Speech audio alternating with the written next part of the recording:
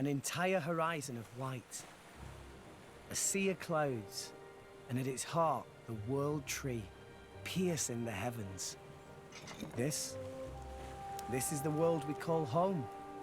Allrest. Story goes that when the world was young, everyone in Allrest lived on the tree, together with our divine father, the architect. According to the tales, it was a bountiful land. And the people there held the power to command even the heavens themselves. They called that paradise Elysium. Elysium, a legendary place said to have enough land where all humankind could live collectively. Elysium is said to sit atop the marvelous World Tree. The World Tree is what I want to talk about in today's video. As some of y'all already know, the World Tree is my favorite area in Xenoblade 2. I think it is the perfect endgame area in the whole series. The build up to the World Tree has been laid out throughout the entire story, and there's always been a veil of mystery behind it and its importance in the story. The build up was enough to keep me hooked the entire time. I was constantly wondering, what the World Tree is, what its deal is, why it's so important. So that was keeping me engaged throughout the whole game. It wasn't until the end of the game that we find out that the World Tree is not a tree, but actually a massive mechanical space elevator that led to a space station. This is the moment that cemented Xenoblade 2 as the game of all time.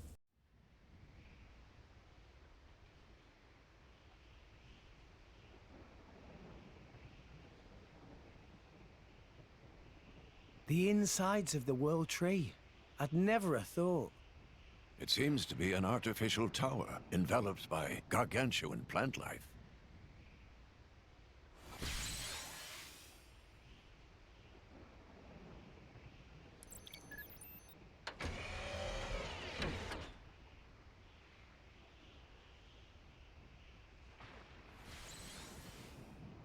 It seems like we could use this to travel up.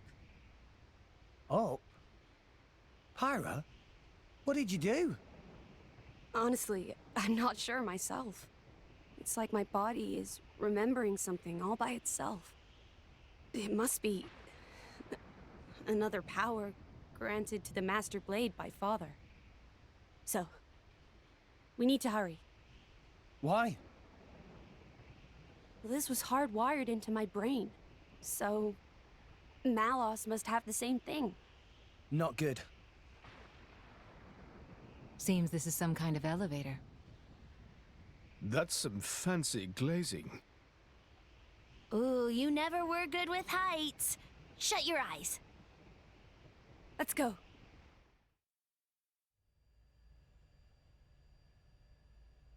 Well, no way I'd ever have guessed the World Tree was like this on the inside. It definitely appears to be man-made. Created by the same civilization as Moritha. The birthplace of the architect. That's what Jin called it.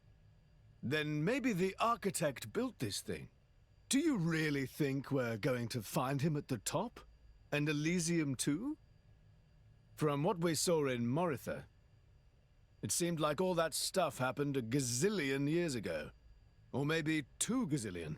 I don't know. Not even Titans live that long. Even Pyra and Mithra have never actually met him. But this tower's right here. It's real. So... Seeing is believing, is the phrase.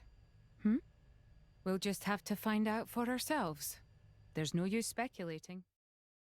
And the reason it struck me so hard is because sci-fi is one of my favorite genres of anything ever. I've always been very interested and intrigued by astronomy and the mysteries of space. I just love learning about space and everything that's out there and what could be out there. And from then on, I was completely engaged all the way in the story up to the end. Not only does the World Tree fit the story, but also fits the genre. And actually, now that I think about it, the World Tree would be a better fit for X than 2. Considering X is all about, roaming the stars and finding a new planet, a new home planet, and all of that. They clearly have the technology to build a space elevator like the World Tree, since they built skells and massive ships like the White Whale. But that's for a whole different video. I'm already getting off track. For starters, I always praise the music for how tightly it grasps the atmosphere and feeling of the World Tree and its significance. The music gives off this very like spacey and atmospheric vibe to it.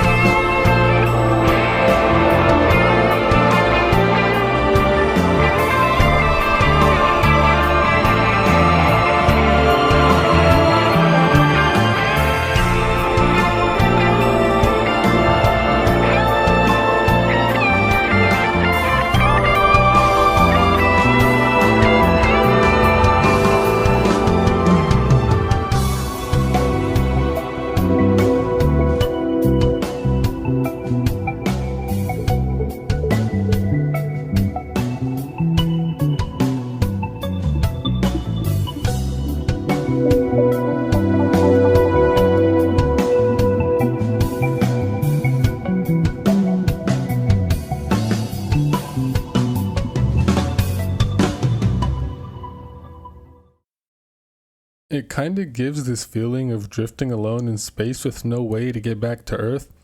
Grim, I know, but that's the feeling I get from it. It exudes a sense of loneliness, which is actually fitting if you think about Klaus and his situation. He's been sitting all alone in his room at the top of the World Tree for millennium without any contact with the outside world, just watching over. All he longed for was to perish, and even that eluded him. But we'll talk about that more later on. Once we get to Magres Gateway, we take the elevator up to Radamanthus, the first low orbit station. Radamanthus is what truly hits me. Every time I make it to Radamanthus, I'm just left in awe by the sheer scope and aesthetic of the area. I always catch myself just staring out the window overlooking Earth, space, and the orbital ring. Radamanthus even gives off a more lonely feeling with its incredible use of silence and ambience. It stopped moving. Perhaps we've arrived at the end point. If we go outside, we find out. Good point. Let's have a look.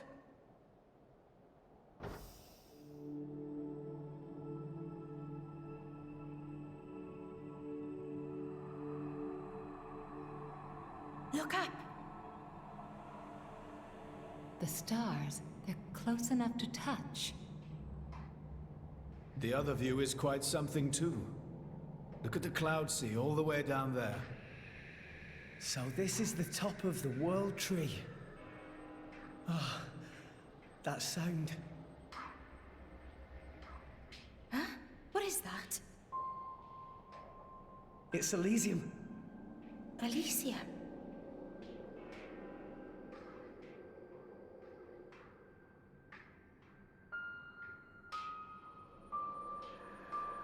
This way, let's check it out.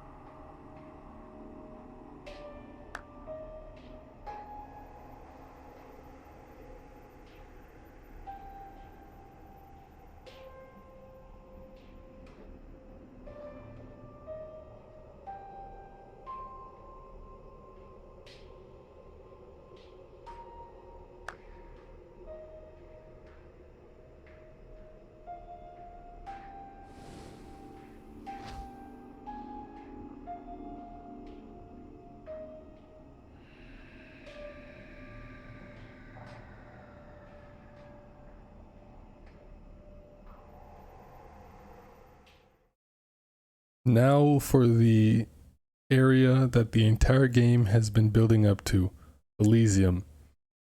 The song that plays in Elysium, fittingly called The Abandoned City, represents both the land that used to be and Klaus's guilt.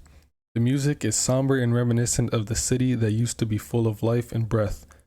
It's now just a desolate husk of its former self.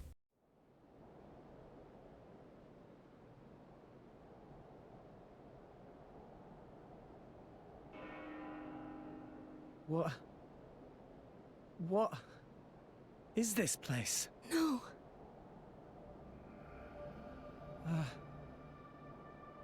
Can this place really be Elysium? Where's the greenery? The water? Birdsong? There's nothing. Nothing here at all. What a wretched sight. I have not seen anything like this in all my years on Allrest. Pyra! I don't understand. I don't get it. This is not how I remember. That bell sound must be coming from somewhere. Is someone here? Over there. Poppy detected one big thing, kind of like building, over that direction. Sound seemed like it come from there. That building, eh? Then there's no point hanging around here. Yeah. Only one way to find out. Let's go, Rex. All right. It might still be okay. Maybe it's just this bit that's destroyed. There's bound to be something over that way.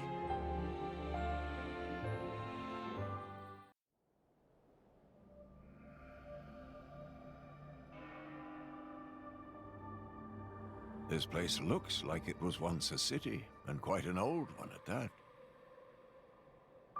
It's actually a lot like the stuff we saw in Moritha. Way more dusty, though. Maybe because it's so dry up here. Huh?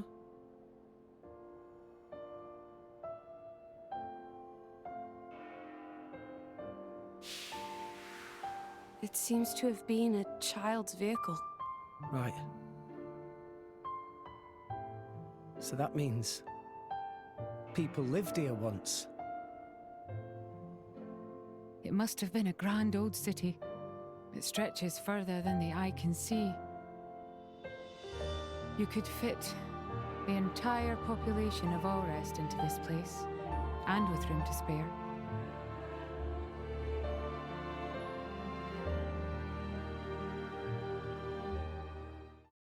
The same could actually be said of Klaus. It reminds him of his regret and guilt for the sin he had committed. It's there to remind him how ignorant he was, and to almost mock him for his hubris back before he reset the universe. Klaus was forced to live the rest of his life alone, overlooking Allrest, being reminded of what he had done. I was a fool. Because of my foolishness, I lost everything. Left here, alone and broken, I longed for oblivion, but even that eluded me. This is my punishment. Retribution from on high, for the sin I have committed. I could make an entire video on Klaus alone and why he's such an incredibly written character. But I've already gotten off topic enough.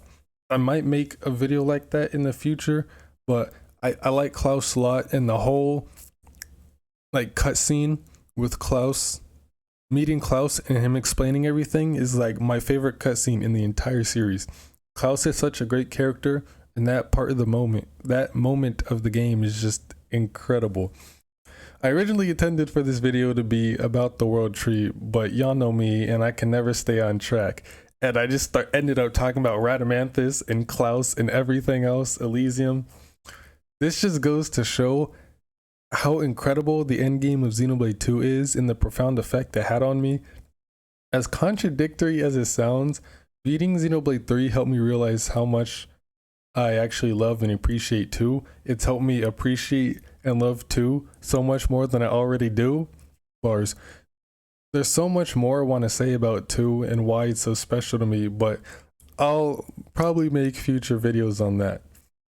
But anyway, that's it for this video. It probably could have been longer, and it's a lot shorter than I thought it would be. I don't know, I haven't started editing yet, so I don't know. But yeah, Xenoblade Chronicles 2 is the greatest game of all time. And with that, as always, thanks for watching. Have a damn good day. Stay safe. Be well. And play some goddamn Xenoblade. Who should they live for? They live for themselves. To harbor desires and struggle to realize them. That is the natural state of man.